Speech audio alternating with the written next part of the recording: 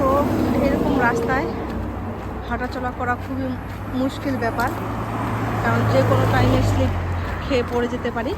অনেক স্লিপারি হয়ে আছে।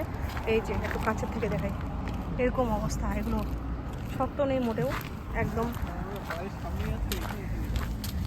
একদম নরম হয়ে আছে, foam like.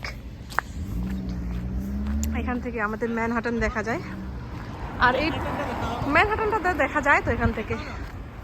Yes, this is Manhattan. এখান থেকে আমরা দেখতে পাই। তো হ্যাঁ, আমি হাঁটতেছি না, সেই জন্যই। কীরকম লাগছে এই শহরটা এখান থেকে অবশ্যই জানাবেন। আমার ভিডিওগুলো লোকে পছন্দ করে না, কিন্তু ওরা জানে না যে আমি কত ভিডিও বানাই। কালকে এই পার্কটাতে আসবো সকালবেলা, ঠিক আছে?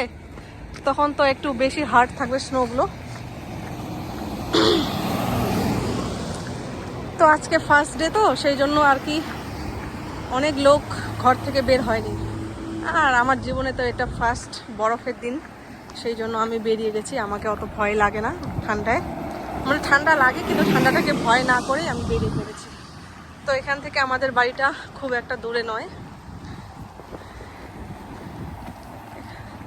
আজকে দেখাবো পুরো রাস্তাটা কীরকম অবস্থায় আছে।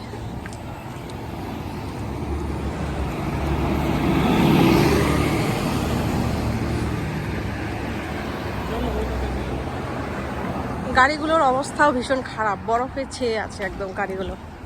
কোন রাস্তা যাবো? ওইখানটায় পার করবো, ওইখানটায়, ওই আগেরটাতে আছে না, ওখানটায় নিব।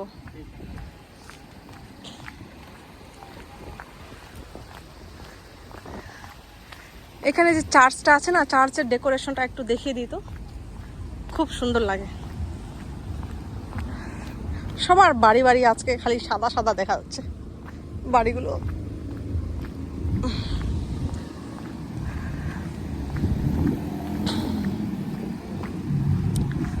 দেখুন গাড়িগুলো বরফ নিয়েই চলে যাচ্ছে। এই গাড়িটা বরফে ভর্তি।